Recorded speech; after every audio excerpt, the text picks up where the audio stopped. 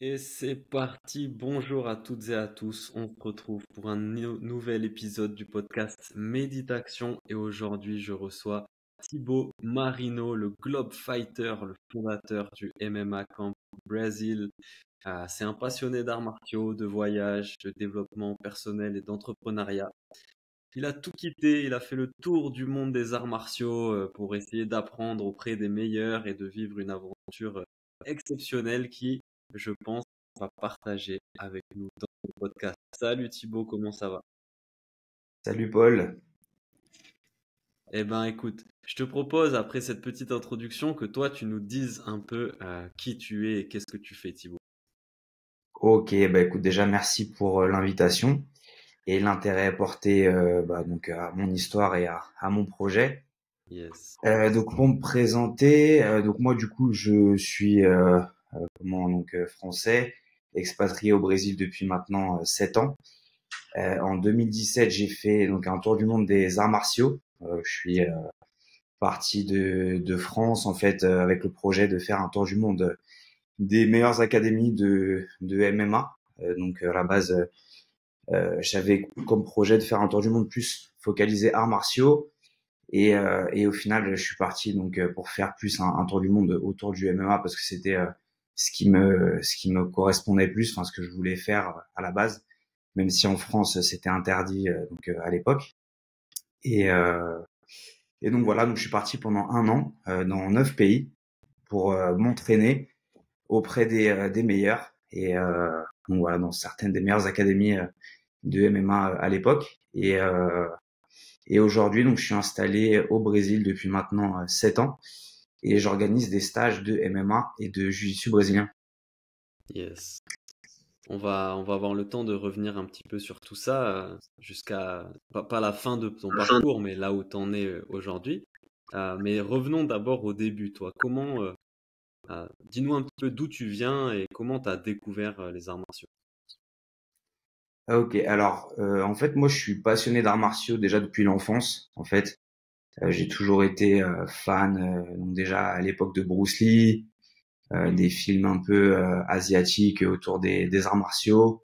Jean-Claude Van Damme aussi avec Bloodsport, etc. Donc quand j'étais vraiment enfant, j'étais vraiment enfin passionné voilà de tout ça.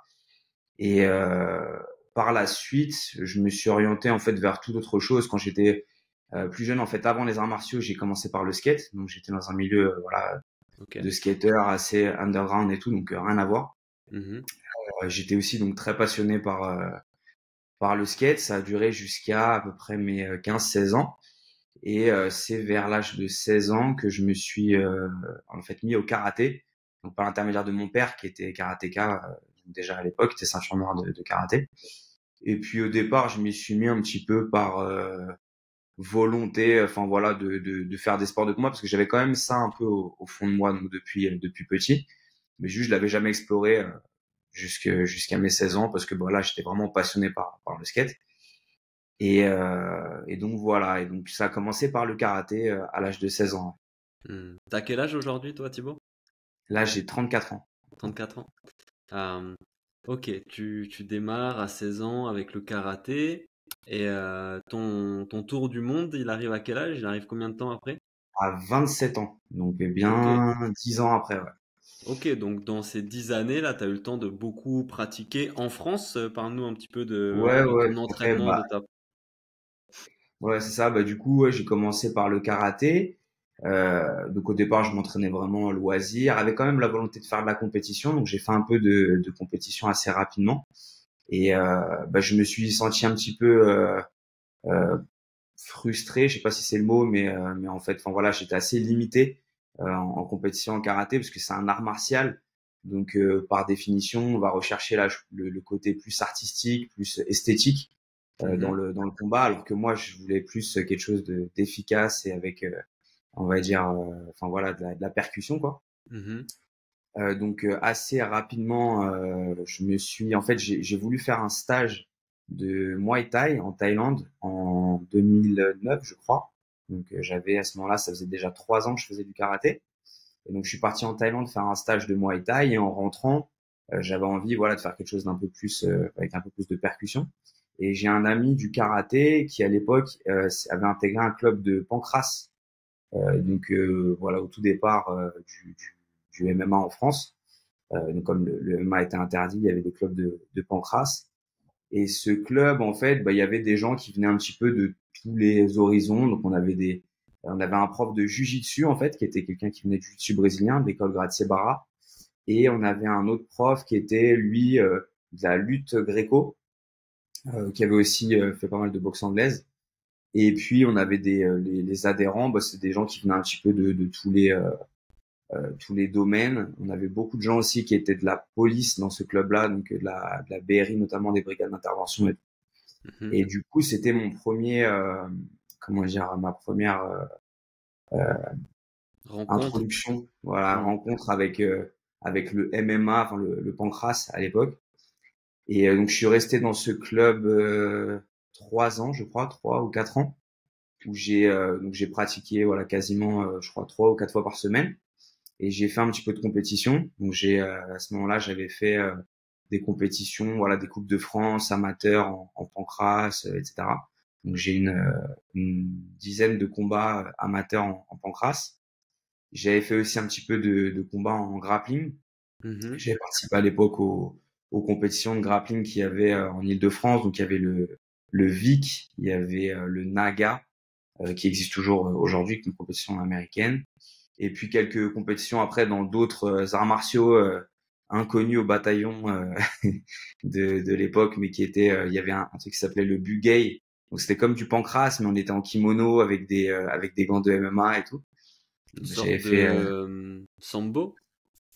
ouais voilà, ouais c'est ça. Sauf que le sambo, ils ont que la partie haute du kimono. Là, on avait tout le kimono en fait. Ok, ok. Euh, Mhm. donc voilà, donc j'ai une dizaine, une quinzaine de combats amateurs. Et puis j'avais vraiment la volonté d'aller plus loin, mais le truc c'est que j'avais pas vraiment de d'orientation, de structure, tu vois, pour ça, parce que c'était un club qui était associatif. Donc Mhm. comme c'est beaucoup le cas en France, bon là c'est en train de changer maintenant de nos jours, mais à l'époque c'était voilà encore beaucoup associatif, donc les gens étaient pas forcément très impliqués, voilà, à vouloir faire une équipe compétition, etc. Donc en tout cas moi c'était pas le cas dans ce club-là.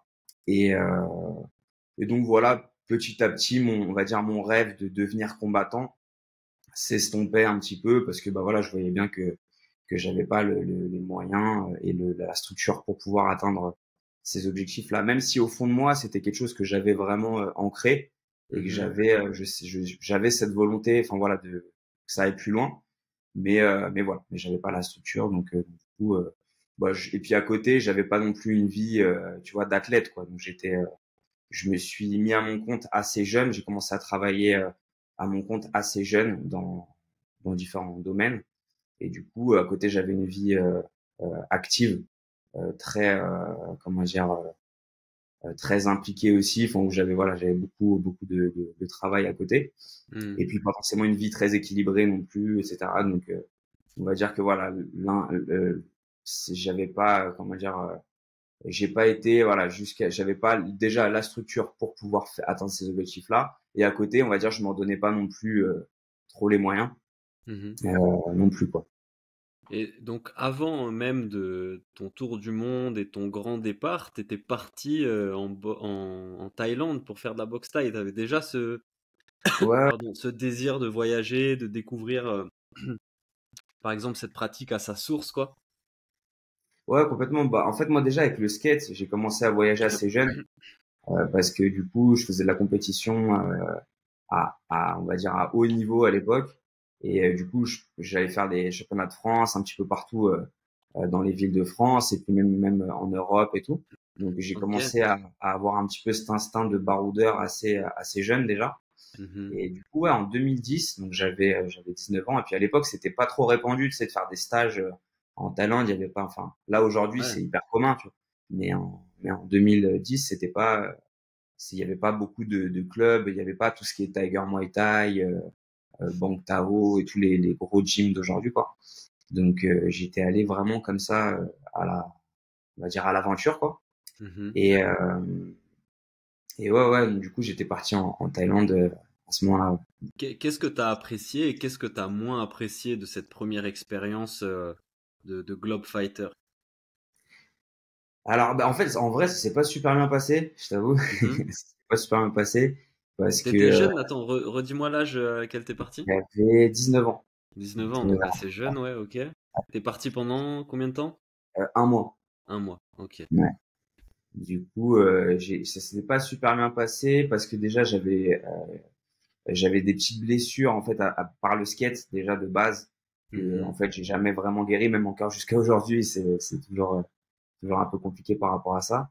Donc déjà par rapport à ça, et puis surtout que j'avais pas en fait vraiment l'habitude de m'entraîner comme ça quotidiennement, surtout que c'était vraiment un club une académie de Muay Thai traditionnelle, donc on allait courir le matin, Mhm. l'après-midi, les PAO, etc. Et quand t'as pas l'habitude, c'est vrai que j'étais un petit peu, enfin, mon Ouais. corps avait pas a subi un peu le choc, on va dire.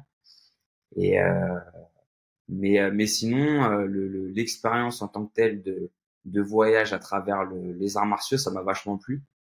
Et du coup, en rentrant, c'est pour ça que j'ai voulu m'orienter plus vers un sport de percussion et que j'ai suivi donc mon ami à l'époque qui était allé au Pancras. Hmm. Ok. Et tout ça nous amène donc à tes 27 ans petit à petit, où là, tu décides de partir, mais ce projet-là de tour du monde, tu l'as nourri pendant combien de temps? Il t'est arrivé comment? C'est un truc que t'as commencé à y penser un petit peu, puis un petit peu plus, puis t'as commencé à regarder, à organiser. Comment ça s'est construit, quoi? Ouais, alors bah du coup donc j'ai fait du Pancras pendant 3 ans. Mhm. Des compétitions, etc. Et il y a eu un moment donné où on était à ce moment-là, j'avais, je pense, 24 ans, et j'avais vraiment envie que ça aille plus loin. Mais comme je disais, j'avais pas la structure. Et à l'époque, sur Paris, enfin en Île-de-France, moi je suis de Seine-Saint-Denis, il y avait des clubs, mais où on aurait pu me donner cette structure. Mais moi, en fait, en termes de logistique, c'était compliqué d'aller dans ces clubs-là parce que les heures auxquelles il y avait les entraînements et tout, Mhm. c'était un petit peu compliqué. Du coup, j'étais un peu on va dire déjà un globe fighter des clubs sur Ouais. Paris. Tu vois, j'allais faire la boxe anglaise dans un club, j'allais faire le grappling dans un autre, j'allais faire le kickboxing encore dans un autre club, etc. Avec deux amis à moi qui sont toujours combattants d'ailleurs, dont un qui maintenant est le numéro 2 national en featherweight là, Ali Unai, qui est au combat au Ares notamment. Ok. Et du coup, bah voilà, on était toujours avec donc tous les trois, et on allait entre différents clubs pour s'entraîner, voilà, le sol dans un, etc., etc. Et, euh, et on a fait, donc je suis arrivé, j'ai fait aussi du Muay Thai, j'ai fait une saison de Muay Thai à l'époque dans un club. Et puis après, en fait, j'avais plus vraiment de club attitré, c'est-à-dire voilà, on allait un peu à droite à gauche, et puis sans structure quoi. Et moi, de mon côté, à ce moment-là, mon travail, ça se passait pas très bien. J'étais un petit peu en surmenage. J'ai fait même, en fait, on va dire même carrément un burn-out Mhm. dans ma vie à ce moment-là. Donc, à ce moment-là, c'était un peu plus tard, j'avais 25 ans, je crois. Et du coup, j'ai eu l'envie de me remettre aux études et de faire en fait les brevets fédéraux, en pensant, tiens, peut-être que par la suite, je monterai une académie, je monterai un club. Et du coup, à l'époque, c'était avec la fédération de kickboxing. J'avais fait les brevets fédéraux. Il y avait différents niveaux, donc j'ai passé tous les niveaux du brevet. Et à ce moment-là, il y avait la possibilité de faire une passerelle pour obtenir un BPJEPS, donc qui te permettait d'avoir une carte professionnelle de coach. Et je Mhm. m'étais dit, ouais, bah tiens, pourquoi pas, on va dire changement de carrière, et puis je me mets à fond dans le sport, et puis bah pourquoi pas dans le coaching du coup, vu que c'est quelque chose qui me plaît vachement. Et en fait, donc j'ai fait ce cursus. Donc il y avait un concours, j'ai été sélectionné au concours. Ensuite, j'ai fait le cursus pour faire mon BPGEPS. Et en fait, pendant tout ce cursus, je me suis dit, donc voilà, ça se passait vraiment pas bien au boulot et tout. Je me suis dit bon bah, sinon ce que je pourrais faire, à l'époque il y avait un truc qui s'appelait Fight Quest.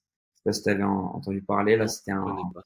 une émission qui avait, alors je sais plus sur quelle chaîne c'était, mais en fait c'était deux amis, donc un gars qui était militaire, c'est un truc américain, un Mhm. militaire et un gars qui était déjà dans le MMA à l'époque, je crois, c'était un combattant de MMA, on va dire amateur, qui avait fait un tour du monde des arts martiaux. Mais eux, du coup, ils allaient euh, voilà vraiment explorer les différents arts martiaux dans les pays et tout. Donc ils allaient faire du Kali, ils allaient en Indonésie, ils allaient en Chine faire un stage avec les moines Shaolin, etc. Et en fait, c'est de là que ça m'a un petit peu inspiré. Et je me suis dit, bah, tiens, pourquoi pas faire ça, tu vois. En fait, j'avais pensé peut-être déjà à faire un grand voyage, faire un tour du monde, pourquoi pas. Et après, je me suis dit, bah, tant qu'à faire un tour du monde, pourquoi pas faire un truc autour des arts martiaux, vu que c'est ce qui me plaît. Et au départ, je m'étais justement penché sur la possibilité de faire quelque chose vraiment arts martiaux, c'est-à-dire d'aller en Chine avec les moines Shaolin, aller en Corée faire du taekwondo, au Mhm. Japon faire du karaté, et ainsi de suite. Mhm. Et puis, donc j'ai commencé à faire des recherches, à contacter différentes écoles et tout. Puis je me suis rendu compte que ça allait être un peu compliqué parce que déjà les moines Shaolin, bon voilà, c'est pas, il y a pas trop d'infos, c'est Mhm. pas, c'est un peu compliqué de rentrer en contact avec eux et tout. Le taekwondo en Corée, en fait, il fallait rentrer en contact avec les universités parce qu'en fait, c'est à moitié un truc universitaire qui après te permet d'avoir une filière sportive, tu sais, enfin, Ok. sport amateur et tout. Du coup, je me suis dit, bon, on va rester dans ce qu'on connaît. Je vais rester dans le MMA. Et du coup, j'ai commencé à faire des recherches, bah, simplement à travers les combattants que je connaissais à l'époque. Tu sais, il y a un site qui s'appelait Sherdog Mhm. qui référence les combattants, leurs combats, dans quelles organisations ils sont combattus. Et tu as aussi leur club, où est-ce qu'ils Mhm. s'entraînent. Et du coup, j'allais voir un peu mes combattants préférés dans les différents pays. Je regardais leur Sherdog et puis je voyais, ah bah tiens, ils s'entraînent dans telle académie. J'essayais de voir s'il y avait un site internet, s'il y avait moyen de rentrer en contact avec eux. Et puis bah ça s'est fait comme ça. Et puis et donc voilà, donc j'ai décidé de partir dans 9 pays. J'ai fait en fait j'avais découvert aussi à l'époque un blog qui existe toujours d'ailleurs, ça s'appelle Tour du Mondiste, Mhm. où en fait ils expliquent comment organiser, comment structurer les gens qui veulent faire des grands voyages comme ça. Et notamment, ils avaient donné un contact d'une agence qui faisait des devis pour faire des billets tour du monde. Donc, Mhm. tu leur envoies les destinations sur lesquelles tu veux aller. Et en fait, donc j'avais fait faire un devis et pendant un an, je pouvais aller dans ces 9 destinations. Donc, tu peux pas changer l'ordre en fait Ok. des pays simplement. Par contre, tu peux changer la durée. Ça veut dire que si tu veux changer la date, bah tu dois les prévenir. Je crois que c'était 96 heures avant Mhm. le Ok. départ. Il faut les Ouais, ouais. prévenir et tu peux changer les dates comme ça à volonté pendant un an. Mhm. Et voilà, donc ça s'est fait comme ça. Et donc je suis parti. Bah, en fait, j'ai fait un premier step en Hollande. Donc la Hollande, j'y suis allé en covoiturage parce enfin, j'étais à côté. Moi, j'étais en région parisienne. J'ai fait un mois en Hollande en kickboxing. Ensuite, je suis rentré. J'ai fait les fêtes de fin d'année en 2016 donc en France. Et je suis parti donc pour la Thaïlande, la première destination, en janvier 2017. Ok. Reparti pour la Thaïlande alors pour commencer. C'est ça. Mhm. Et la deuxième expérience en Thaïlande, c'est mieux passé que la première? Ouais, ouais. Ouais, vraiment, c'était top. Bah, du coup, en fait, il y avait un des clubs où je m'entraînais à Paris de kickboxing, euh, où il y avait donc un de mes coachs qui, euh, qui avait monté en fait à l'époque le Venom Training Camp qui existe toujours à Pattaya, hein, et qui en fait faisait partie du même club d'où moi je venais, le club historiquement Kamel Gemel, je sais pas si tu connais peut-être de nom, qui était Mhm. un grand boxeur, kickboxer des années 90. Ok. Et du coup, il avait donc Mehdi Zatout, qui faisait partie de mon club, qui avait monté le Venom Training Camp. Et du coup, j'étais allé vraiment au tout départ du Venom Training Camp à Pattaya. Je suis resté donc à m'entraîner pendant 2 mois et j'ai eu l'opportunité au bout de 2 mois de faire un premier combat. Donc en fait, je m'attendais pas du tout à pouvoir atteindre cet objectif-là, même si c'était quelque chose enfin, qui me faisait rêver, mais je savais pas si ça allait pouvoir se faire. Et du coup, bah, ça s'est fait. J'ai fait un premier combat au bout de 2 mois de stage chez eux et qui s'est bien passé. Ce départ une victoire à la décision en plus, donc ça c'est rare de gagner à la décision contre des locaux.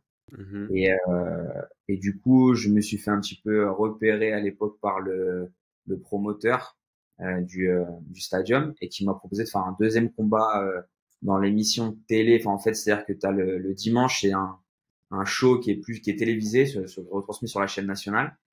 Et du coup, j'ai pu avoir l'opportunité de faire ça la semaine d'après mon premier combat.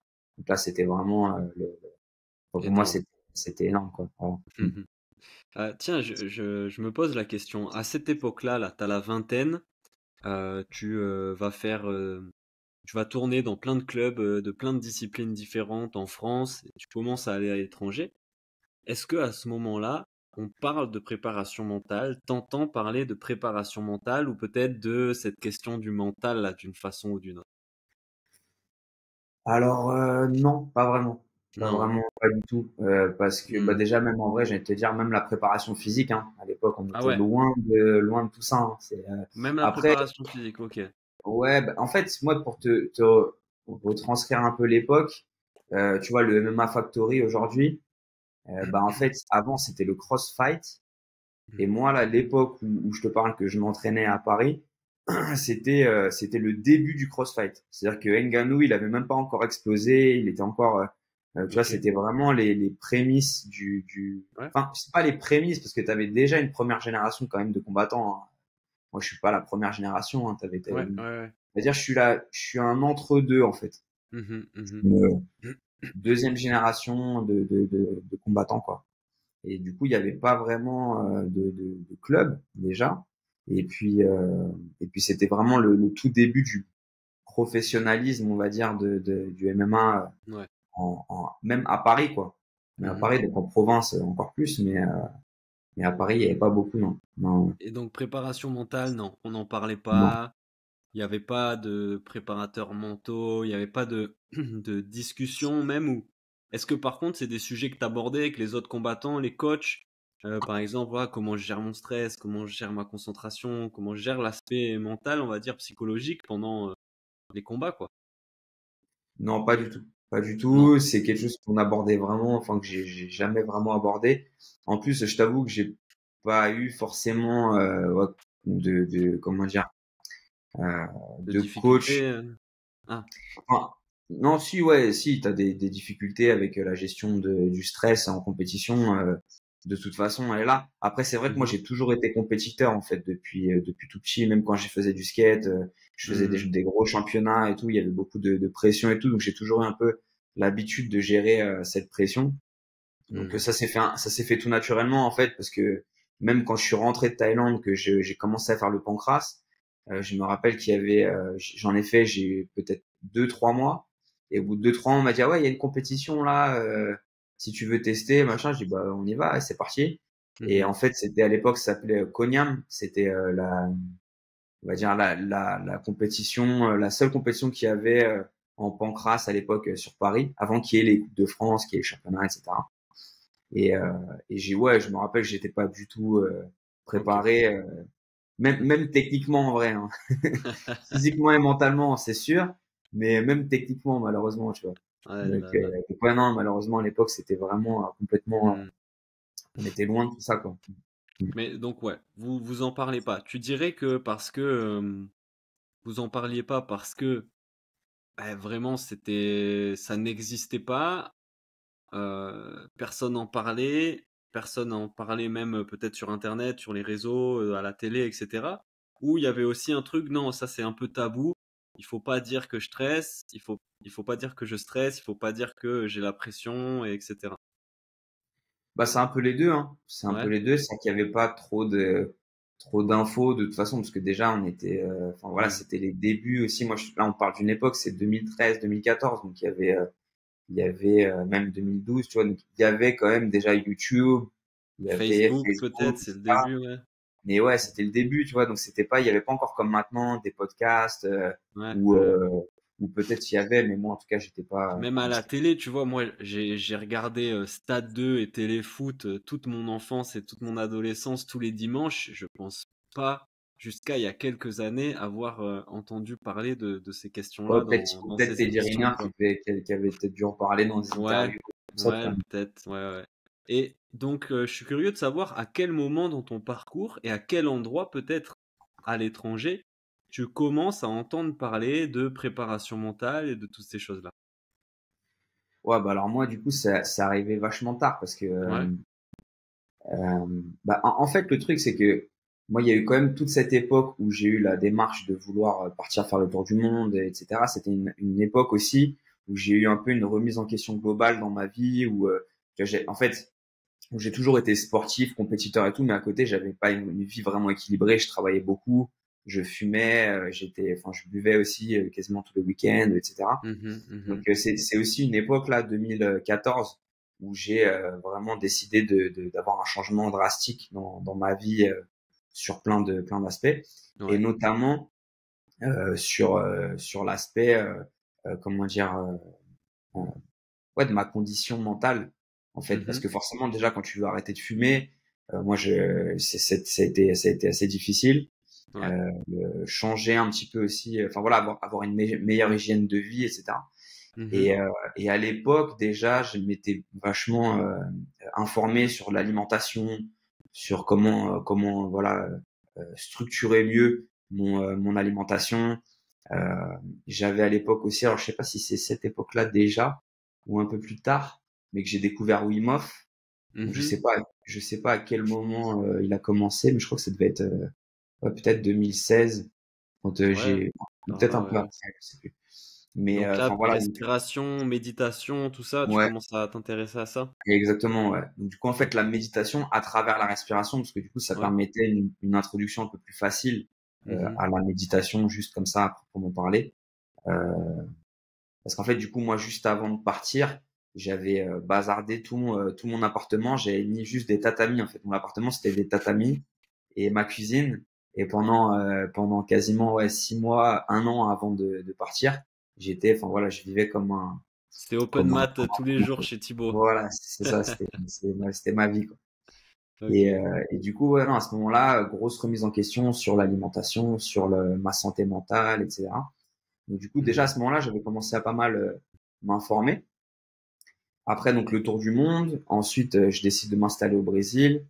Euh, L'académie dans laquelle j'arrive quand je m'installe ici, c'était une académie où il y avait beaucoup de combattants professionnels. C'était Où où et quelle académie? Tu peux nous préciser? Alors c'est une académie locale ici à São Paulo Mhm. avec mon premier professeur entraîneur que j'avais ici. Euh, voilà, je vais pas citer son nom parce qu'aujourd'hui on n'est plus vraiment en Ok. bon rapport, on va dire. Et Mhm. donc maintenant moi j'ai créé ma propre académie avec des amis, donc Amazon School. Mais avant ça j'étais dans une autre équipe.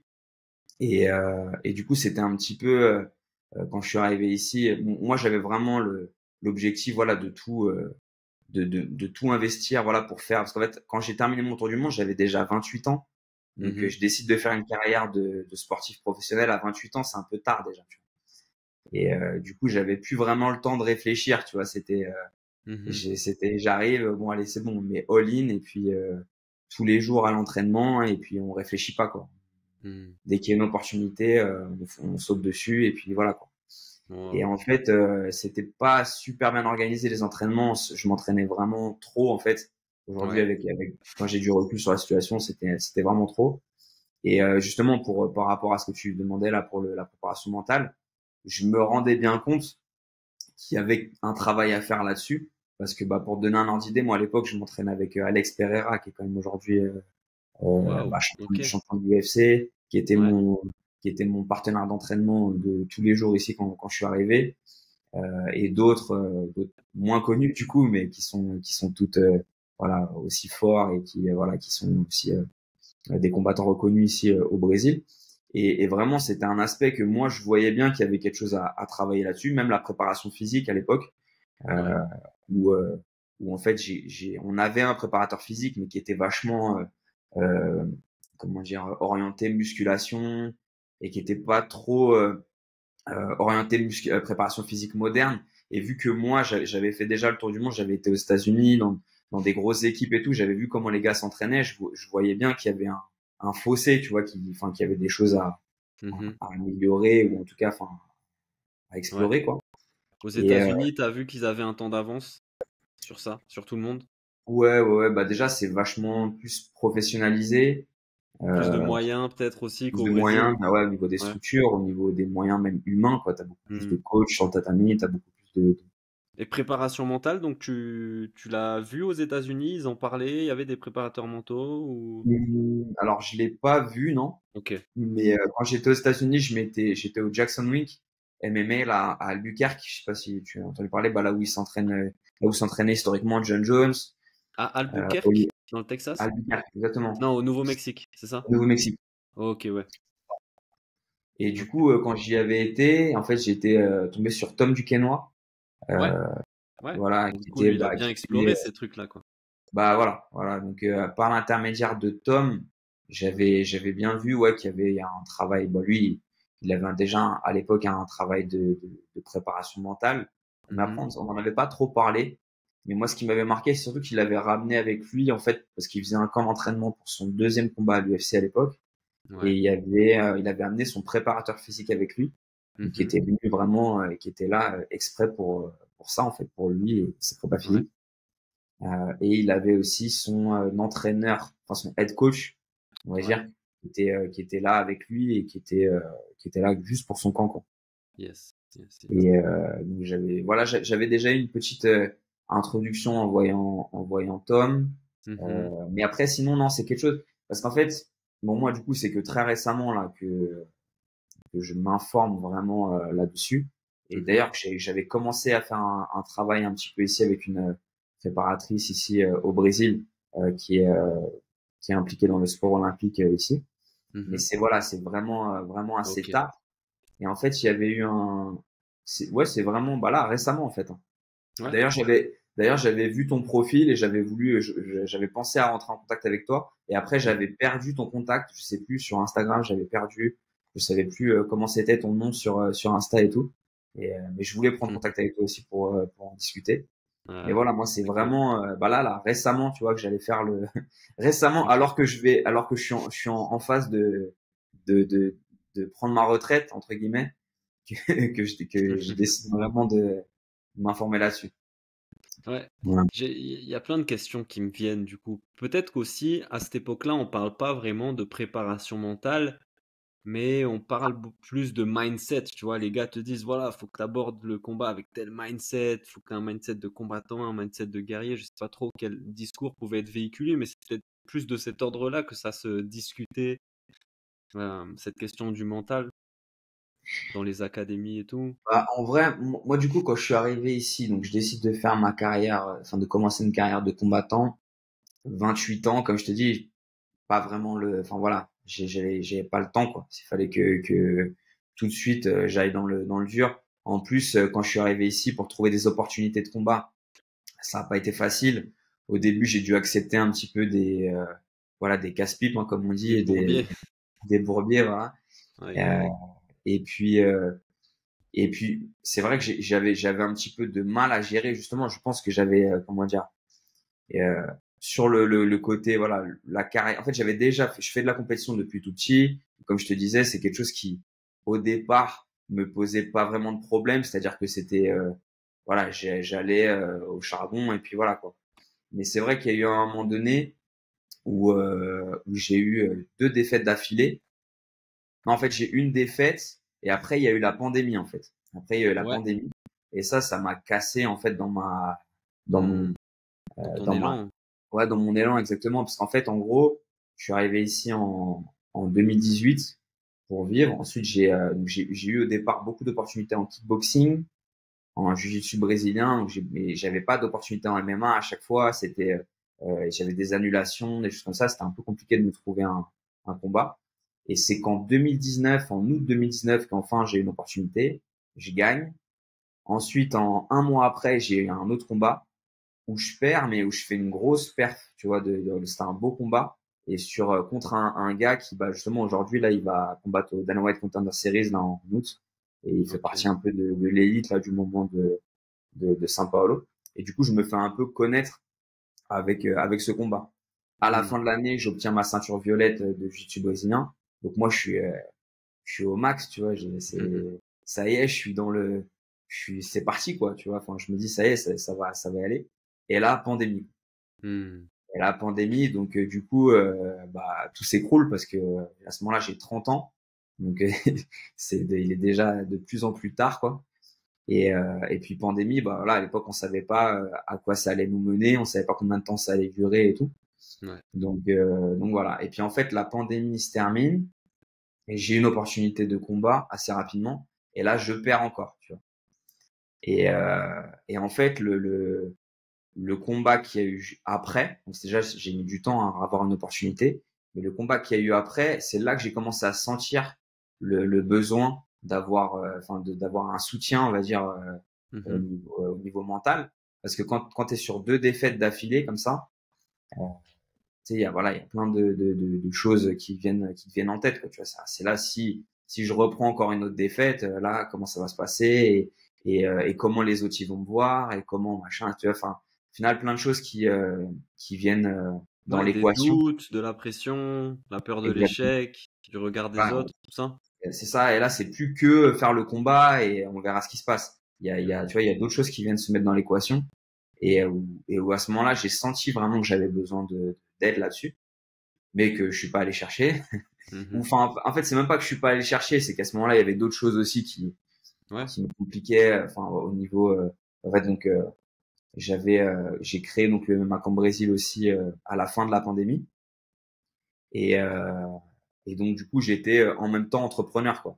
C'est-à-dire Mhm. que j'avais toujours ma carrière et cette volonté de faire quelque chose dans le MMA, mais en même temps, bah, gérer une entreprise, quoi. Donc c'est pas facile, c'est même pas compatible Ouais. du tout en vrai Mhm. Mhm. à, avec le temps, je me suis rendu compte que c'est voilà, c'est complètement, Ouais. c'est pas compatible. Et du coup, c'est pour ça aussi que j'ai pas vraiment pris le temps à l'époque de commencer une Ok. préparation mentale. Ok. Je voulais revenir sur Alex Pereira, tu vois, parce que là, on est quelques jours, donc on enregistre ce podcast avec Thibaut, quelques jours après l'UFC 303, je crois, donc en Arabie Saoudite. Alex Pereira met KO Jiri Prochazka. Et il y a vraiment, moi, un truc qui m'interpelle chez ce gars. Et tu sais, la devise de méditation, c'est les athlètes les plus calmes sont les plus performants. Parce que je fais référence à cette capacité justement à garder son calme, son sang-froid, son focus, sa concentration en n'importe quelle situation. Et là, sur ce combat-là, ben, il n'y avait pas plus calme, plus sang-froid que Alex Pereira. C'est impressionnant, quoi. Que ça soit avant, pendant ou même après, hein, au moment où il a gagné. Le mec, il est sang-froid, hyper calme, quoi. Est-ce que c'est quelque chose que tu avais pu observer chez lui déjà à cette époque-là? Ouais, après lui, c'est un athlète hors norme de toute façon. Déjà, ça, j'avais pu le voir à l'époque parce que bah, justement, le fait d'avoir fait le tour du monde, d'avoir vu pas mal de profils assez impressionnants dans les différentes académies où j'ai été, enfin, et d'ailleurs, aujourd'hui, enfin depuis maintenant quelques années, quasiment toutes les cartes UFC, il y a quelqu'un que je connais, avec qui je me suis entraîné, même des fois avec qui j'ai vécu, tu vois. Mhm, C'est mhm. assez marrant. Et Alex, pour le coup, ouais, lui, il est hors norme. Déjà physiquement, Ouais. tout le monde est unanime là-dessus, hein, même des préparateurs physiques Mhm, ici au mhm. Brésil, aux États-Unis, qui ont eu l'occasion de travailler avec lui, hallucinent sur le profil physique qu'il a, qui est pas du tout commun, quoi. Parce qu'il est, enfin voilà, il est vraiment étrange, quoi, Mhm. physiquement. Et, euh, et après, en fait, ce qu'on sait peu sur Alex, c'est que c'est aussi un passionné. Euh, Enfin, c'est avant tout en fait un passionné. C'est avant tout un gars qui est très euh, scientifique dans son approche technique, tactique, Ok. stratégique, tu vois. Et à Ouais. l'époque, déjà, je m'en étais rendu compte parce que moi, là depuis, donc là, je suis en train de faire ma transition comme entraîneur et j'essaie vraiment d'avoir cette approche, euh, voilà, tactique, stratégique et même au niveau de l'entraînement, d'être vraiment, d'avoir un entraînement plus intelligent, Mhm. plus qu'en volume, tu vois. Et lui à l'époque déjà, j'avais capté ça. Déjà à chaque fois qu'il faisait un combat, parce qu'à l'époque il était au Glory, il était même pas encore en MMA. Il avait fait des combats en MMA ici, mais il s'entraînait même pas en MMA en fait. Et euh, et donc il était champion du Glory et en fait à chaque fois qu'il rentrait d'un combat, il parlait, en fait, il regardait ses combats beaucoup, en fait.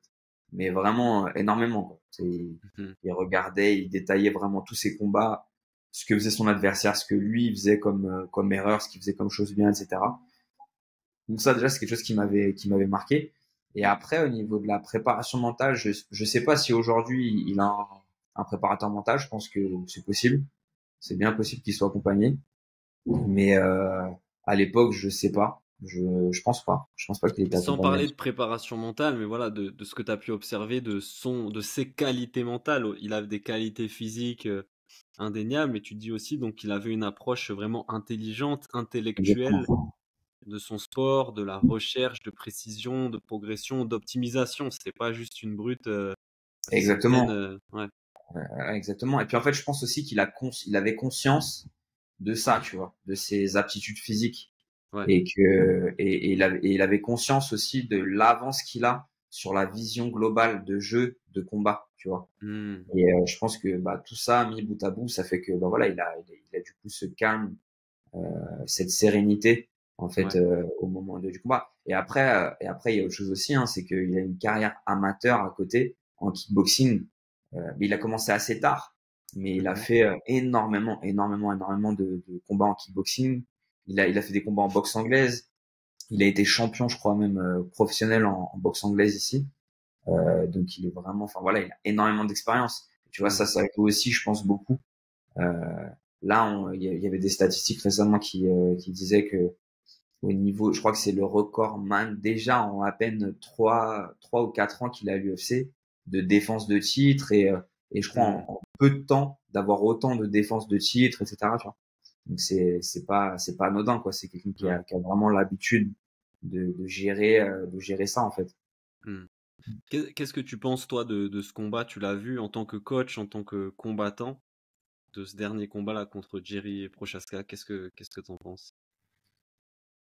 Ben après Alex, en fait, moi, ce qui m'impressionne chez lui, comme je disais, c'est que il y a une évolution en fait à chaque combat. C'est pas que, Ok. tu vois, c'est qu'en fait à chaque fois, il est un peu plus fort en fait. Hmm. C'est ça qui est impressionnant et que moi, ce qui m'impressionne en général chez les c'est plus les combattants qui sont comme ça en fait. C'est il y a un autre ce qui m'impressionne qui était beaucoup comme ça et qui a été beaucoup critiqué, c'est Sean O'Malley, tu vois.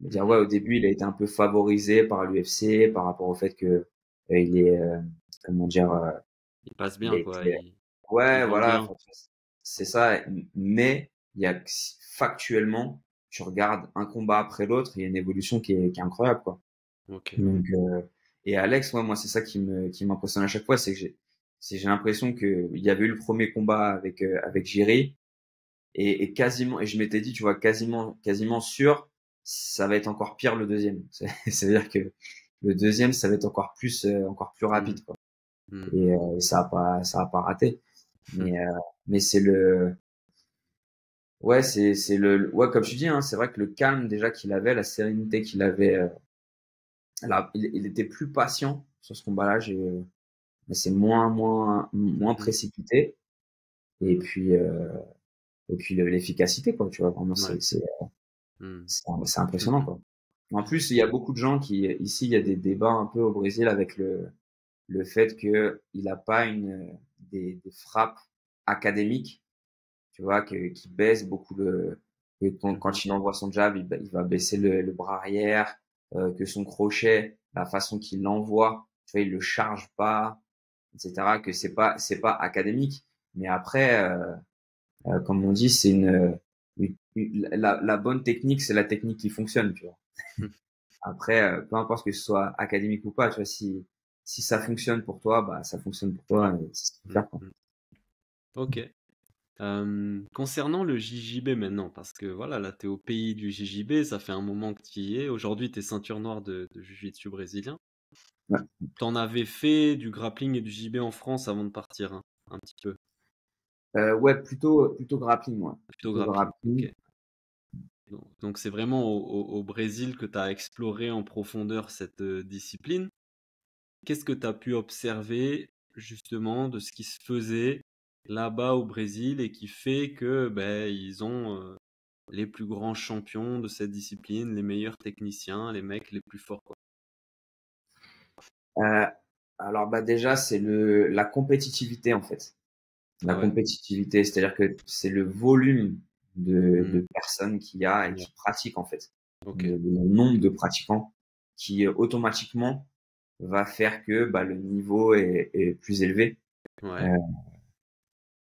C'est assez intéressant. En fait, moi, j'ai connu le Brésil parce que j'étais déjà venu avant mon tour du monde aussi, en fait, ici. Ok. J'étais venu voyager à Manaus. J'étais allé en Amazonie, Mhm. en Manaus. Et là-bas, je m'étais entraîné. Et en fait, j'ai su par la suite, parce que donc, moi, j'étais pas vraiment du milieu du JJB à proprement parler. Je connaissais plus le MMA. Je pratiquais le grappling et tout, mais je connaissais pas bien le milieu. Et en fait, Manaus, c'est la capitale de l'Amazonie, de l'État de l'Amazonie. Et là-bas, si tu veux, en fait, ici, ça fonctionne beaucoup le sport en projets sociaux, donc comme des associations comme on a en France. Sauf que projet social, ça veut dire que c'est gratuit, en fait. Ouais. Et du coup, c'est pour ouvrir le sport aux personnes qui n'ont pas trop de conditions et tout. Mhm. Et en fait, São Paulo, Rio, etc., tu as beaucoup de projets sociaux autour du foot aussi, autour de la capoeira, etc. Et Mhm. Manaus, t'as quasiment pas autre chose que du JJB. Ça veut Ah dire ouais. que quasiment tous les projets sociaux, c'est du JJB. Et Ok. ça fait 60 ans que c'est comme ça. Et Waouh. du coup, c'est déjà 2 générations, 3 générations de personnes qui font du JJB. C'est-à-dire que quasiment n'importe qui que tu vas croiser dans la rue, il a déjà pratiqué du JJB, homme, femme, Mhm. tout le monde a déjà fait du JB et c'est assez marrant. Et moi, en fait, aujourd'hui, l'académie dans laquelle je donne les stages, Macom Brésil, Amazon School, elle est gérée donc avec mon ami Kevin, sa femme, et elle a été créée par donc, Kevin, Oliench, enfin Kevin et Breno, qui sont mes collègues d'à l'époque quand je suis arrivé du MMA et qui maintenant, Breno il est aux États-Unis, il fait toujours du MMA, mais il est aux États-Unis. Et Kevin, il est donc ici et on fait l'école de Jiu-Jitsu. Et eux, ils sont de Manaus. Et en fait, aujourd'hui, sur quasiment tous les podiums des compétitions, que ce soit championnat d'Europe, Brasileiro, mondial, etc., tu as quasiment sur toutes les catégories de poids, enfin sur toutes les catégories des petits poids, tu as quelqu'un qui vient de Manaus, tu vois, de la ville de Manaus. Tu vois. Et Et quasiment tous aujourd'hui, les ans, c'est ouais. Aujourd'hui, c'est Melky Galvao et sa team qui est connue pour exactement. venir de là-bas. Exactement, J'avais eux, ils vu sont de là-bas. des vidéos de son académie où c'est des dortoirs remplis de petits qui vivent dans le dojo, quoi. Eux, en fait, maintenant, ils ont monté une académie ici, justement, à São Paulo, là, Ok. à Jundiaí. En Hmm. fait, comment dire, dans la province, déjà, de São Paulo, enfin, Ouais. à 1 heure et demie de route d'ici à peu près. Donc là, maintenant, ils sont sur São Paulo. Ok. Mais, effectivement, ils sont de Manaus à la base. Hmm. Et le père donc Melky Galvão, le père Galvão, lui, il avait un projet social et une académie donc sur Manaus. Mais après, tu as plein d'autres académies. Hmm. Et si tu veux, là-bas, le niveau de compétitivité, il est énorme parce que du coup, tu as énormément de gens qui pratiquent. Ouais. Tu as pas mal de gens qui aujourd'hui vivent aux États-Unis, vivent à Dubaï, enseignent, font de la compétition, gagnent leur vie avec le jiu-jitsu. Du coup, c'est un moyen pour les enfants, enfin, tu vois, une espérance, tu vois. De s'en De- sortir, ouais, c'est de vraiment dire, comme ça peut être vu pour le foot aujourd'hui au Brésil, le jiu-jitsu, c'est vraiment un moyen de s'en sortir de la pauvreté, quoi. Exactement, Ouais. exactement, Ok. exactement. Et du coup, bon, donc ça c'est pour Manaus, mais après dans le Brésil, de façon plus générale, Mhm. il y a énormément de pratiquants. Donc du coup, Ouais. plus Ouais. t'as de pratiquants, plus il y a de compétitivité, et plus il y a de compétitivité, plus le niveau est haut, tu vois. C'est pour ça Hmm. que moi après là maintenant depuis on va dire que je suis avec Amazon School, je suis plus branché JJB, je regarde les championnats, je suis plus en plus bon Hmm. là-bas je suis ceinture noire aussi, donc j'enseigne aussi à côté, donc on va dire ça me passionne moins que le MMA, mais ça me passionne aussi quand même. Et Mhm. j'aime beaucoup l'aspect technique et tout. Avant, j'aimais pas trop le kimono. Là, maintenant, tu vois, j'ai plus pris comment dire, j'ai plus pris le pli avec le kimono. Vraiment, j'aime plus ça maintenant. Et, et comment dire, ouais, je me rends compte, par exemple, tu vois, le Brasileiro, le championnat Brasileiro IBJJF, là, enfin, ici, la fédération, c'est fédération brésilienne, mais c'est Ouais. IBJJF sous les fusils IBJJF, c'est une compétition qui est renommée dans le monde entier. C'est-à-dire que tu as des gens qui viennent des États-Unis, qui viennent d'Europe et tout pour Mhm. faire ce championnat. Pourquoi? Parce que justement, ici, il y a un niveau de compétitivité qui est tel que voilà, ça attire Ok. les gens en fait, ça rajoute du Ouais. prestige dans le titre en fait. Et toi, Voilà. t'as pu faire des compétitions de JJB au Brésil, du coup? Ouais, ouais, bah après j'ai Ouais. énormément combattu en JB, en kimono et sans kimono. Euh, donc là, c'est que très récemment, enfin en ceinture marron seulement que j'ai pris pour la première fois la licence IBJJF de la fédération CBJJ ici. L'année dernière, j'ai fait vice-champion Sud-Américain. Euh, Après, j'ai gagné plusieurs fois des compétitions ici dans une fédération CBJJE, c'est une fédération nationale ici. J'ai gagné pas mal de compétitions. Ouais, ici, j'ai dû faire depuis que je suis arrivé, j'ai dû faire près de peut-être une soixantaine, 80 peut-être combats Ok. en tout en jiu-jitsu Ouais. et nogi confondus. Comment tu gères, toi, mentalement, on va dire, alors une compétition de JJB par rapport à un combat de MMA ou combat MMA, bon ben, t'arrives, tu te prépares, tu combats, c'est fini. Compétition de JJB, t'arrives, tu combats une première fois et potentiellement une deuxième fois, et plus t'avances, plus il y a d'enjeux, plus il y a de combativité, plus il y a de pression jusqu'à arriver à la finale, tu vois, je trouve que c'est différent le format compétition de JJB avec l'enchaînement des combats sur une journée. Comment tu gères ça justement toi pour rester dedans, rester concentré, gérer l'enjeu et la pression qui augmente au fur et à mesure des combats? Bah après, je t'avoue que moi, du fait que mon challenge, il est plus dans le MMA, en Mhm. termes de, on va dire, mon challenge comme général, on va dire, tu vois, dans ma vie, il est plus en termes de performance en MMA. Quand je fais Ouais, des compétitions en JJB ou en grappling, j'ai du coup beaucoup moins la pression, ok, en fait. Euh, Aussi, un truc qui me met moins la pression, c'est qu'il n'y a pas il y a pas trop de problèmes de poids. C'est-à-dire que je peux combattre à mon poids de forme oui, normale, alors pas de que sur un, cutting. voilà, c'est ça. Alors qu'un Hmm. combat en MMA, bah, il faut que ça se prépare déjà 6 à 8 semaines avant. Donc, tu es Hmm. déjà en train de faire des efforts sur la diète. Euh, Ouais, Surtout quand tu as un combat de MMA, bah, tu connais déjà ton adversaire. Tu ouais, dois mettre en place une stratégie, un camp d'entraînement autour de ces stratégies, etc. Donc, c'est beaucoup plus hmm. énergivore Ok, mentalement au quotidien, ouais, tu vois. ouais, ouais, Et ouais. en vrai, et alors que c'est vrai que quand je fais des compétitions en JJB ou en grappling, c'est plus un plaisir en fait. Tu vois, je fais vraiment plus Ok. Donc par c'est la plaisir. façon, ouais, c'est la Après, façon dont tu abordes le challenge, quoi, tout simplement. Tu vas pas ouais, avec le même mindset et donc pas avec la même pression. exactement. Après, il y a autre chose aussi, c'est que moi, comme je m'entraîne enfin, là, je suis en train de, comme je disais, faire ma transition en entraîneur, donc c'est un peu compliqué parce que là, en ce moment, là, c'est en train de changer. Mais Mhm. sinon, depuis 7 ans que je suis ici, je m'entraîne 2 fois par jour, tous les jours. Euh, et avec le focus de combattant MMA et d'être meilleur à chaque fois et de faire des bonnes performances, etc. Donc, je suis vraiment dans cette mentalité-là. Et du coup, dans mes semaines, mes programmations d'entraînement, j'avais, on va dire, 3 fois par semaine du grappling, 2 à 3 fois par semaine. Et le kimono, je le mets peut-être une fois par semaine. Donc, du coup, je peux pas faire, par exemple, quand je fais les compétitions, je les fais en master, tu vois, je les fais pas en adulte. Alors que quand je fais un combat en MMA, là, mon dernier combat, j'ai combattu contre un gars qui avait 25 ans, alors que moi, j'ai 34 ans, tu vois. Mhm. Mhm. Donc, Ok. du coup, il y a ça aussi qui rentre en ligne de compte. C'est-à-dire, je suis pas en train de chercher à faire une performance, tu Mhm. vois. Euh, et je fais Oh, vraiment ouais, par plaisir, quoi. L'année dernière, d'ailleurs, je me suis inscrit j'ai participé aux mondiaux, là, à Las Vegas, aux mondiaux ouais. de IBJJF, là, en Mhm. nogi. Donc, parce Mhm. que après, je m'entraîne plus en nogi qu'en kimono, du coup, quand même. Ok. Et du coup, j'ai participé, et voilà, tu vois, j'y allais vraiment, par plaisir, quoi. C'est parce que c'est Ouais. quelque chose que j'ai envie de faire. Voilà, c'était par plaisir, quoi. Mais du coup, t'as dit, je suis pas à la recherche d'une performance et moi j'ai l'impression que justement, t'es à la recherche d'une performance mais pas d'un résultat. Tu vois, peu importe le Ouais. résultat, quand tu vas en compète de JJB, tu vas, mais voilà, tu vas faire du JJB, tu es concentré justement sur le jeu, sur la performance et pas sur le résultat, ce qui souvent met une grosse pression, quoi, Ouais. quand tu es focus sur le Ouais, résultat. complètement.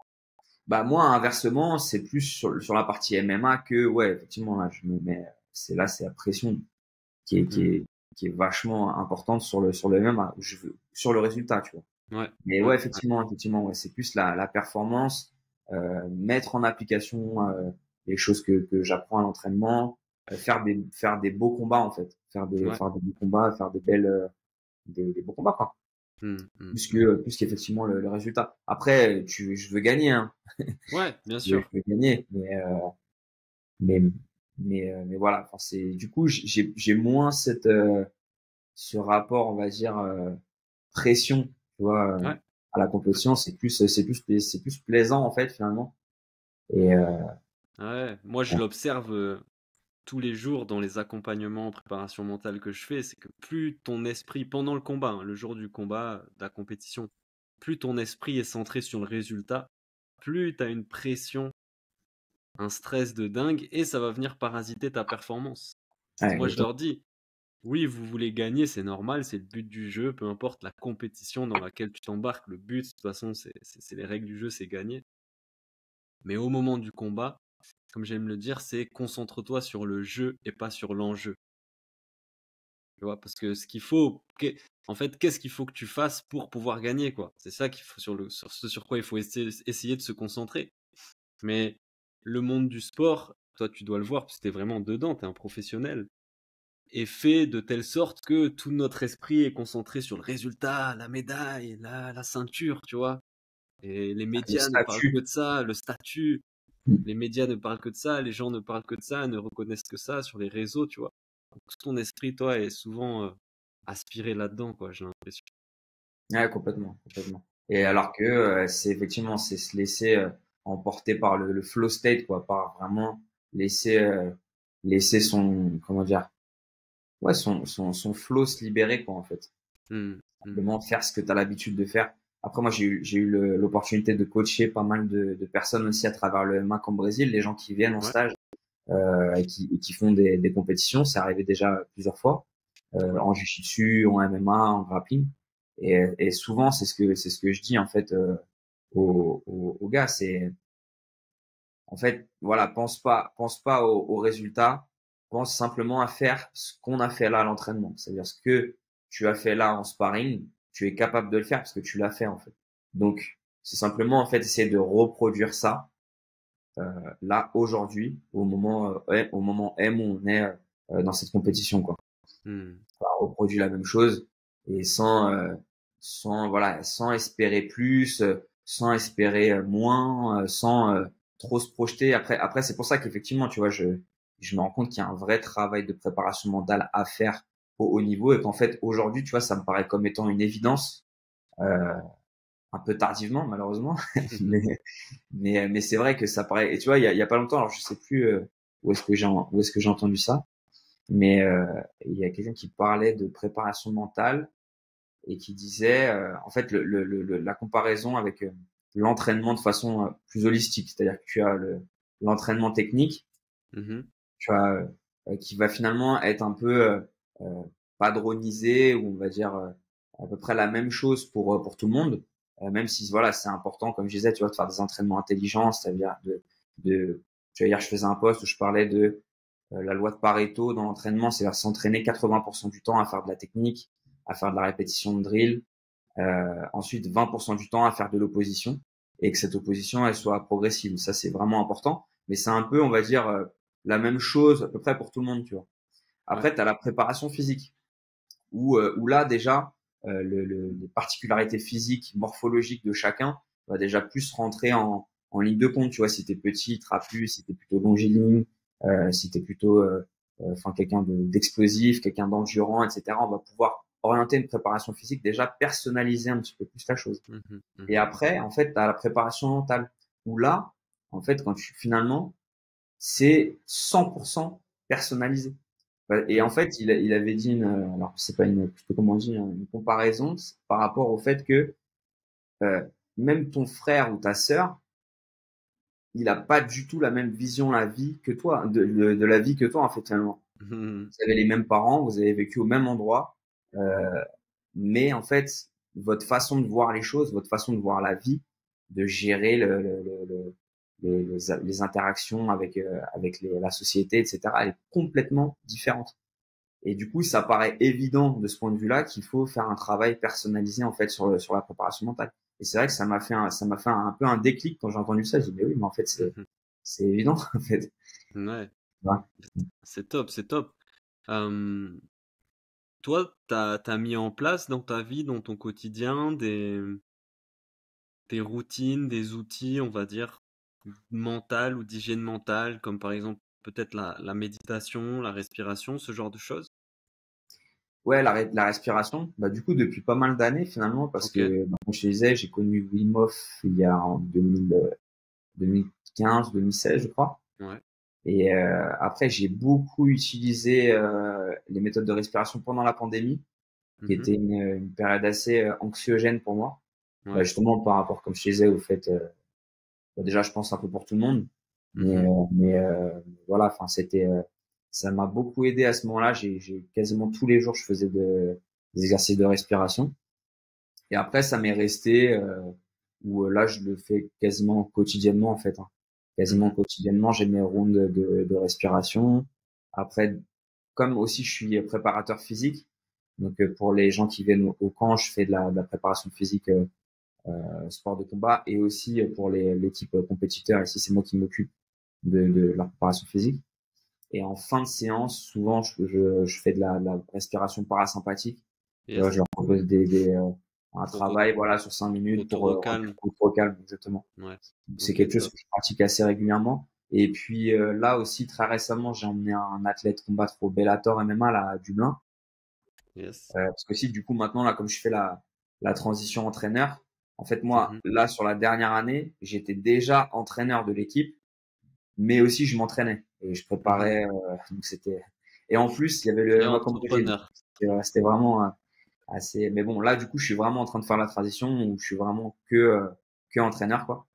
Et là, bah, voilà pour la petite histoire, là, au Bellator MMA avec Mathéus, juste avant de rentrer dans la cage, on a fait des rounds de respiration. Alors ça, c'est un nouvel exercice. Euh, Tu sais, c'est l'hyperoxygénation où tu vas rajouter un petit step à la fin, tu oxygènes un Mhm, maximum, tu vas mhm, rajouter le petit step à la fin et l'expiration la plus lente possible. mhm. Et du coup, Ouais. on a fait ça pendant 5 minutes là avant qu'il rentre dans la cage. Le but, c'était Ouais, non, quoi? c'est Qu'il vraiment, soit calme, qu'il soit concentré. ouais, c'était plus pour la cohérence cardiaque en fait, Ok. plus pour ramener le cœur en son Mhm. rythme normal. Ok. Ok. Top. Euh, Comment ça se passe? Parle-nous un petit peu plus du coup de cette transition là, combattant-entraîneur. Concrètement, du coup, qu'est-ce que tu es en train de mettre en place et comment tu te projettes là dans les années à venir sur ce nouveau challenge? Bah écoute, ouais, c'est assez intéressant parce que du coup là, j'essaie de trouver un nouvel équilibre dans ma vie, parce que bah, tu passes de 2 entraînements par jour à quasiment des fois, je peux même pas, j'ai pas le temps en fait de m'entraîner simplement parce que j'ai tellement d'autres choses à faire à côté que je peux pas m'entraîner. Hmm. C'est assez intéressant, compliqué des fois de trouver ce nouveau rythme. Là, je suis vraiment en plein dedans en ce moment là. Mais c'est passionnant quoi, parce que du coup, ça me permet de là en ce moment là, je suis vraiment en train de faire comment dire une synthèse de tout ce que j'ai appris ces 10 dernières années là. Donc à travers déjà mon voyage de fighter et puis là c'est 7 années de comme combattant professionnel et aussi bah parce que j'ai déjà une activité de coach quand même depuis quasiment Mhm. le début de MMA Camp Brésil, donc ça fait quelques années maintenant. Et puis j'ai essayé un peu de faire comment dire une synthèse de tout ça pour planifier en fait mes entraînements. Donc là maintenant du coup je suis comme un coach. Voilà, je prépare mes séances le dimanche pour la semaine. J'essaie de tout cadrer euh, voilà pour optimiser un maximum la préparation des différents combattants. Quand j'ai des combattants qui ont par exemple là j'ai un combattant qui va combattre normalement en août. Donc là je vais faire la planification des séances générales, plus lui, en fait, le séparer et faire une préparation spécifique pour lui pendant Ouais, l'entraînement. C'est-à-dire, en fait, ouais. tu as 2 entraînements dans l'entraînement, tu vois. Mhm. Euh, Voilà. Et puis non, vraiment, c'est passionnant. Du coup, je regarde plein de podcasts. Là, là, je vais commencer une nouvelle formation en fin de semaine avec Rodrigo Cavaca. Je sais pas si tu as entendu parler. Non. En fait, lui, il est vraiment jiu-jitsu brésilien. C'est un grand Ok. maître de jiu-jitsu brésilien ici au Brésil, qui a été multiple champion mondial et tout, Ok. et qui a énormément de succès avec son académie qui s'appelle Zenith. Je Zenith, je sais connais pas si pas. on peut parler. C'est à Sao Paulo aussi? Alors ouais, il a une première académie qui était à la plage là à Santos, Mhm. et là il en a monté une autre à Moema dans un quartier ici à São Ok. Paulo, et qui fonctionne très bien. Et du coup, c'est une formation de plus, on va dire, institutionnelle, tu vois, sur la gestion des élèves, gestion comment dire, des relations dans, Ouais. dans une académie, parce que c'est pas toujours facile, tu vois, de gérer les Franchement, différents coach, moi profils. je le vois pour échanger et travailler toujours avec beaucoup de coachs, que ça soit moi dans ma pratique ou dans les accompagnements que je fais, c'est vraiment le travail le plus difficile. Parce que t'es coach, mais t'es un peu préparateur mental, t'es un peu préparateur physique, t'es un peu papa, un peu maman parfois, t'es gestionnaire, t'as toutes les casquettes en fait. Ouais, ouais, c'est pour ça que, tu vois, là, ça m'intéresse vraiment de faire cette formation. Là, c'est Ouais. sur plusieurs semaines, là, et du coup, bah, de prendre l'expérience de ces personnes-là qui font ça déjà depuis 20 ans, et qui Hmm. forcément, et voilà, il va avoir des tips et voilà, un recul à m'apporter sur ça qui est vraiment intéressant.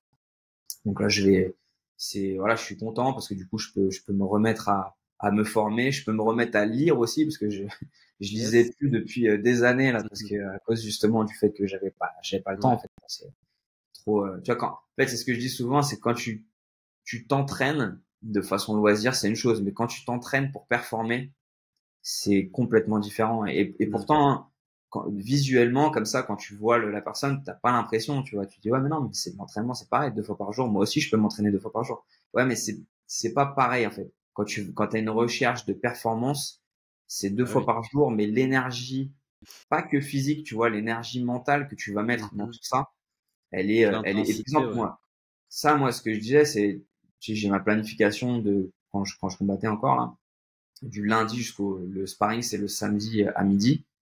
Et en fait, ma planification, elle était telle que j'arrive le samedi après le sparring, j'ai plus un brin d'énergie, quoi. C'est vraiment, je peux plus rien faire. Faut même pas me demander d'aller faire une marche, d'aller faire, Ouais. je sais pas, Des je peux pas, courses en ou fait. quoi que ce soit. Ouais. C'est juste, c'est pas possible, en fait. Tu peux pas, Hmm. et puis Hmm. bon, après voilà, moi j'avais aussi le côté entrepreneuriat à côté, Ouais. les gens qui sont en stage et tout à gérer et tout. Donc ça, c'était Ouais. Et encore c'est plus. Mais ça, en fait, comme le coach, l'entrepreneur, c'est celui qui a toutes les casquettes. La comptabilité, gestion, et la technique, et la communication, et le marketing, et si, et t'as toutes les casquettes, quoi. faut tout faire en même temps, quoi. Mais Euh, ouais, moi, du coup, je le gère là. Voilà, là pour l'instant, je suis un peu dans cette en pleine intersection, transition, ouais. voilà, transition exactement. C'est Et jamais facile, ouais. c'est passionnant, mais voilà, c'est rempli de doutes aussi. Des fois, t'as des relents d'énergie que t'as pas l'habitude d'avoir. Tu vois, c'est pas trop où mettre cette énergie. Tu vois, Ouais. comment la gérer, comment la canaliser. Mais ouais, non, c'est hyper intéressant.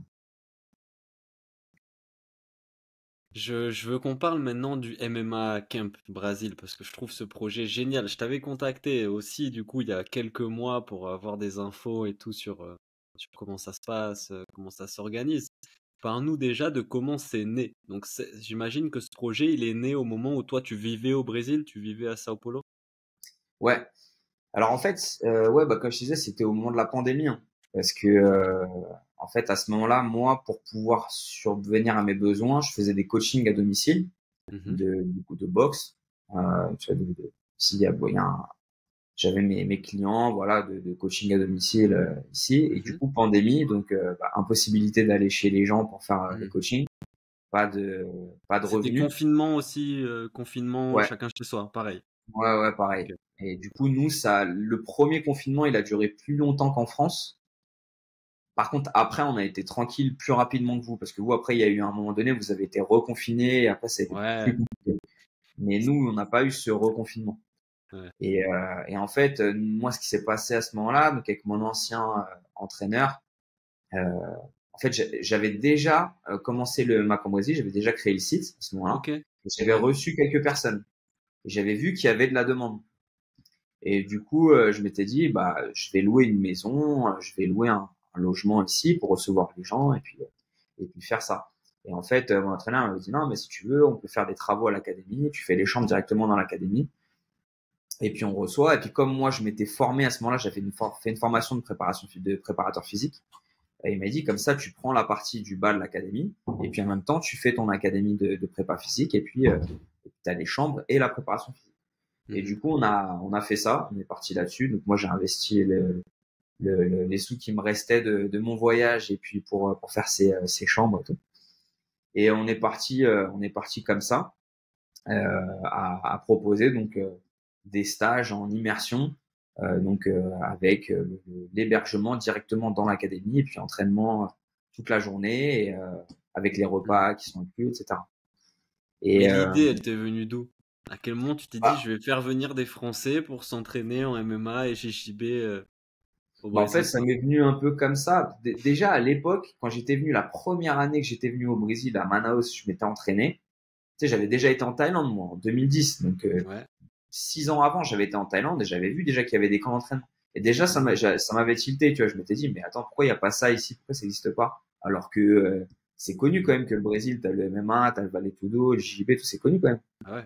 Et du coup, déjà, j'avais tilté. Tu vois. Et puis, comme là, je revenais pour y vivre, je me dis, bah, pourquoi pas essayer de mettre ça en place, quoi. J'avais proposé ça à mon entraîneur et il m'a dit, bah, ok, vas-y, essaye et puis on verra. Et j'ai créé mon premier site internet, la première version. Et puis on a commencé comme ça. Donc après la pandémie, on a fait les champs. Ça a quand même relativement bien fonctionné. Il y a pas mal de gens qui sont venus. Voilà, on Des a créé pas Français, mal quoi. de, C'est essentiellement des Français ouais, francophones. Francophones, francophones. j'ai reçu des Suisses aussi beaucoup, des Belges, des Mhm. Canadiens, Mhm. voilà. Et, donc voilà, donc ça m'est venu vraiment comme ça. Et puis bah, après, en fait, l'idée c'est que comme moi je m'entraînais encore pour combattre, j'avais pas vraiment beaucoup de temps et d'attention à apporter, tu Ouais. vois. Donc Ouais. c'était vraiment un camp où je proposais plus une immersion du genre voilà, vous venez vous entraîner avec moi et Mhm. on fait un stage intensif. Il y a mes entraînements, mais il y a aussi les entraînements de l'académie et tout quoi. Mhm. Euh, et là, donc ensuite en 2022, je me suis séparé de mon ancien entraîneur et j'ai fait ce partenariat avec donc mes amis là de Amazon School et j'ai pris donc un logement qui est à côté de l'académie où voilà où on propose toujours la même chose, la même formule, sauf que là en fait je m'impliquais déjà un peu plus, tu vois. Donc là j'avais les entraînements de MMA, la préparation physique et voilà. Donc je vais dire un entraînement par jour avec moi plus les entraînements à l'académie. Et là, comme j'ai décidé de faire ma transition comme entraîneur, en fait, là, j'ai restructuré les stages où maintenant, en fait, je vais vraiment faire des stages, comment dire, avec un suivi personnalisé, des petits groupes, donc limité avec un nombre de personnes limité, et où vraiment, voilà, je vais être 2 fois par jour avec les stagiaires. Ils vont pouvoir faire un stage focus MMA ou que JJB pour ceux qui veulent venir, parce que j'ai beaucoup de demandes aussi de gens qui veulent faire que JJB grappling. Et ouais, tu Donc, m'étonnes. donc Mhm. voilà, donc vraiment focus sur les stagiaires 2 fois par jour, matin et soir, les entraînements matin et soir, avec l'organisation aussi de sparring ou de randori pour ceux qui font JJB que je vais filmer Ok. et qu'on va analyser en fait. Donc on fait des analyses vidéo pour Génial. étudier voilà les axes d'amélioration, étudier voilà les choses qu'on peut travailler et donc voilà. Et donc là ça s'oriente plus sur un stage de ce type-là quoi. Super. Donc, imaginons, tac, je prends mes billets, je réserve. J'imagine, faut réserver sur le site et tout. C'est des formules de un mois, c'est ça? Alors en Je me fait souviens. normalement c'est sur 2 semaines. 2 semaines? Voilà, 2 semaines et donc tu as le logement et les entraînements et un Ok. programme d'entraînement personnalisé quoi. Ouais, ouais. Avec donc entraînement matin et soir Et plus, donc, comme je disais, tu vois, un accompagnement vraiment personnalisé. Ça veut dire que donc, soit vous faites les entraînements avec moi, donc ça dépend des entraînements en fait. Pour ceux qui font Mhm. MMA, c'est avec moi. Mhm. Préparation physique, c'est avec moi aussi. Donc là, que tu fasses JB ou MMA, ce sera avec moi. Et ensuite, sur la partie Jiu-Jitsu, certains entraînements, c'est moi qui les donne, mais la plupart du temps, c'est d'autres professeurs. Et du coup, je suis avec vous pendant les entraînements et Mhm. vraiment disponible que pour les stagiaires, quoi. Donc Top, top. à Pour ceux expliquer la peut-être qui parlent technique. pas portugais aussi. Bah, ça facilite, voilà, ça facilite la traduction déjà. Mhm. Et puis c'est aussi l'accompagnement, parce qu'en fait nous les entraînements ils sont structurés. On a une position de la semaine, c'est-à-dire on a par exemple, Ouais. on a un thème du mois. Par exemple là Ok, ce mois-ci c'est la demi-garde. ok. Et tu vois cette semaine par exemple on a un renversement de la demi-garde en demi-garde profonde. Et du coup on commence toujours comme ça, c'est-à-dire on a un échauffement spécifique. Classique, tu vois. Ensuite, on commence les drills techniques, donc 5 minutes chacun. Donc, en général, tu as la position de la semaine avec une petite variation, soit avec un passage de garde, soit avec une finalisation, quelque chose. Et ensuite, des randonnées spécifiques. Donc, par exemple, là, comme on travaille sur la demi-garde cette semaine, il y en a un qui est au-dessus, l'autre qui est en dessous. Celui qui est en dessous, il doit renverser. Celui qui est au-dessus doit passer. Tu as réussi à passer ou tu as réussi à renverser, on revient dans la position. Et du coup, C'est moi, top. pendant il y a ces spécifiques, je suis avec vous en fait. C'est-à-dire que je vais donner des consignes en temps réel et ça permet d'optimiser ton apprentissage du coup. Parce que Bah ouais. bah, je pense, toi, je crois que tu pratiques aussi. Du coup, je vois bien quand tu as quelqu'un qui est à côté de toi qui te donne les indications, les consignes en temps réel, ça change tout en fait. Mhm, mhm. Et c'est Ok. vraiment un bonus qui est pas négligeable. Et en fin de séance, toujours un petit feedback. Qu'est-ce qu'il y a, voilà, s'il y a des doutes, s'il y a des, je sais pas, des choses que vous voulez, des doutes à retirer, ou si moi je vais vous apporter plus de précision, ou des fois même des variations sur la position qu'on est en train de travailler. Et en fait, toute la semaine, tu vas travailler que sur cette position et ce travail spécifique par C'est rapport à la génial. position. C'est top. Et pendant un mois, voilà, t'as fait le tour de la demi-garde, t'as vu des renversements, t'as vu des défenses, t'as vu des attaques et Exactement. c'est top. Ok. Yes. Et pour ceux qui veulent, du coup, qui se chauffent à faire une compétition, il y a moyen aussi. Il y en a qui l'ont fait. Ouais, ouais, complètement. Bah là, par exemple, en fait, ce que je fais, c'est que là, j'ai des stages qui sont maintenant avec des dates. Donc là, j'ai du Ouais. 11 au 25 août. Et après, Mhm. tu peux aussi toujours venir en date personnalisée. Donc, il y a des dates qui te conviennent. Et là, par exemple, du 11 au 25, tu as le stage. Et à la fin, il y a le 25, il y a une compétition ici à São Paulo avec la fédération Ok. CPJE. C'est le Sul-American. Donc, il y a une compétition sur laquelle tu peux t'inscrire et dans laquelle je peux voilà, accompagner les Ok. stagiaires pour faire la compétition. Voilà. C'est top.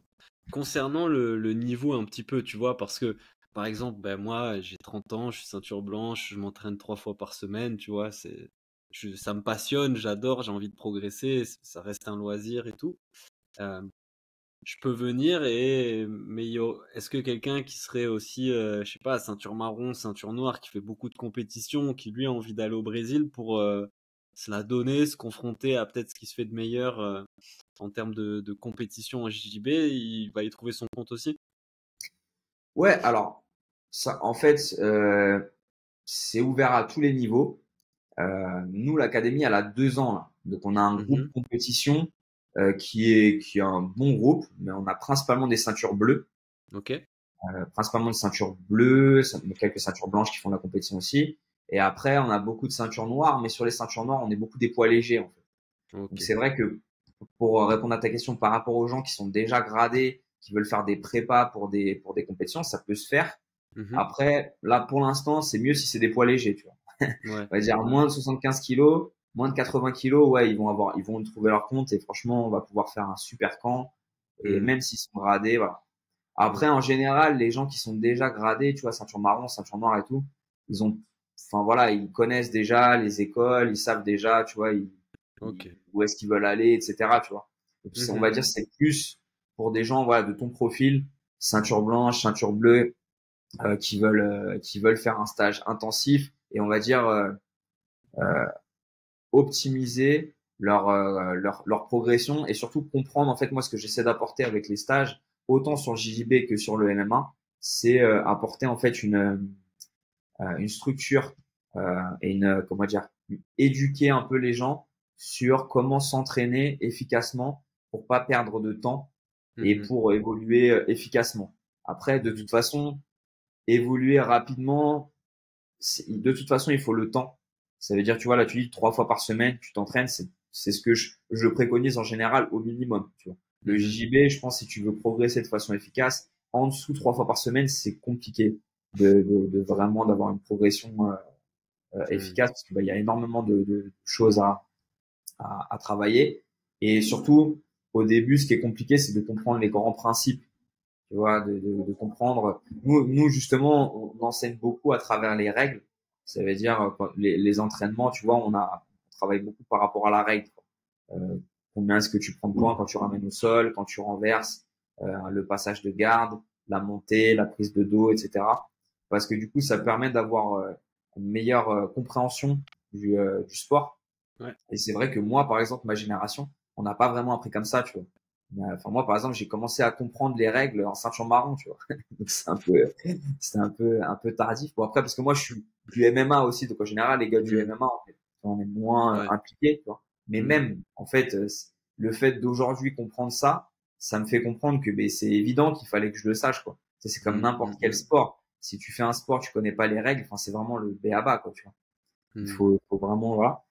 Et du coup, voilà, on essaie vraiment d'apporter aux gens qui viennent en stage d'éduquer les gens sur voilà comment s'entraîner efficacement, comment un entraînement doit être structuré pour que si tu t'impliques vraiment, que tu as une discipline, tu vas t'entraîner régulièrement et tout, bah que tu aies vraiment des résultats. Mhm. Parce que moi c'est vrai qu'aussi j'ai un peu tu vois là je suis en début de carrière d'entraîneur mais j'ai un peu ce combat parce que moi j'ai eu beaucoup dans mon expérience des gens qui étaient pas très compétents qui m'ont encadré et euh, et en fait c'est quelque chose qui me tient à cœur en fait parce que j'ai mis beaucoup de d'énergie, beaucoup de discipline, beaucoup de détermination, tu vois, à arriver à mes objectifs. Et finalement, le manque de compétences des gens qui m'ont encadré, il m'a causé beaucoup de préjudice, tu vois. Mhm. Euh, Bah même des fois, ce qui est encore plus inquiétant, c'est que tu mets ton intégrité physique en jeu Ouais. sur ces sports-là. Et du coup, ça semble vraiment important, tu vois, d'avoir quelqu'un de compétent parce que bah voilà, Mhm. tu peux te blesser. Ces blessures-là, elles peuvent avoir des impacts sur Enfin, nous en MMA, par exemple, c'est encore pire avec les percussions et tout. Tu vois, tu peux Ouais. avoir vraiment Ouais. des conséquences à vie et tout. Et du coup, j'ai vraiment, c'est un peu mon cheval de bataille. Ça, je sais pas si c'est comme ça qu'on dit, mais Ouais. bref, Ouais.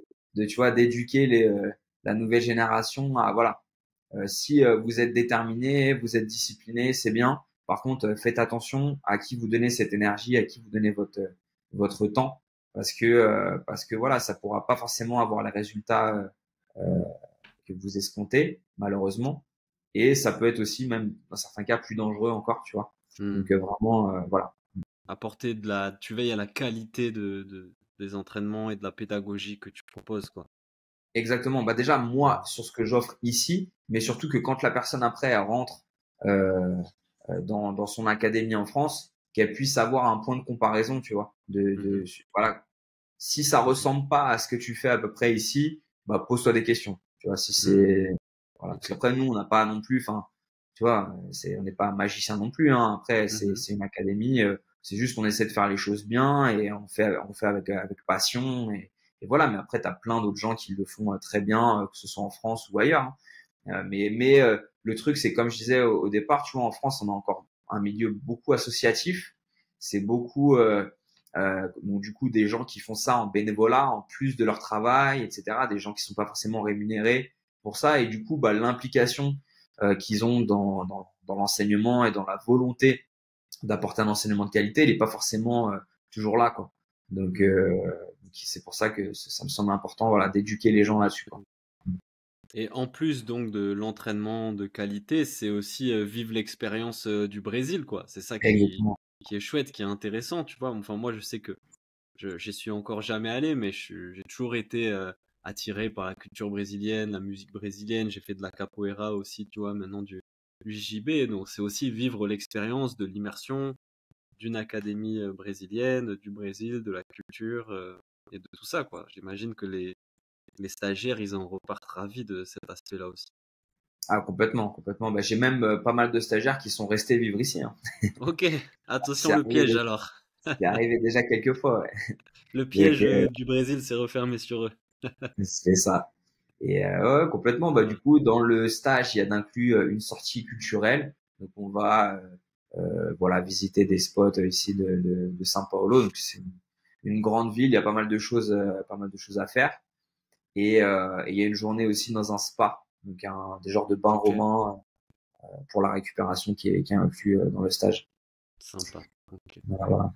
Cool, cool, cool, top. Donc, pour, euh, pour se renseigner, avoir toutes les infos sur comment on s'inscrit et tout, on va directement sur le site ou sur ton Instagram. C'est ça, ouais, sur le site, sur Instagram, mmacambrasil.com. Il y a toutes les infos. Après, sinon, bah, me contacter directement par WhatsApp. Je suis assez disponible. Donc, voilà. Il y a toutes les infos sur le site ou via WhatsApp. Top, je mettrai les petits liens dans la description comme d'hab. Thibaut, merci beaucoup. J'arrive au bout de mes questions. Merci d'avoir partagé ton parcours, vraiment hyper intéressant et passionnant, d'avoir partagé ta vision un petit peu des choses là sur la préparation mentale, le JJB, le MMA. J'espère que ça aura plu et intéressé ceux qui nous auront écoutés jusqu'au bout. Est-ce que toi, tu as un petit mot à rajouter là, peut-être pour ceux qui nous écoutent encore? Non, bah écoute, merci à toi pour l'invitation, pour l'intérêt porté à mon projet. Et puis avec plaisir de te recevoir au camp quand tu veux. Yes. Et puis voilà, merci pour ce podcast. C'était sympa. Top, merci à toi. Je te souhaite vraiment beaucoup de réussite dans tes nouveaux challenges en tant que coach et pour le MMA Camp Brésil. Merci à tous d'avoir suivi l'épisode. N'hésitez pas à le partager avec vos amis. Et Thibaut, à la prochaine. Au revoir, à bientôt. Oh, ciao, ciao.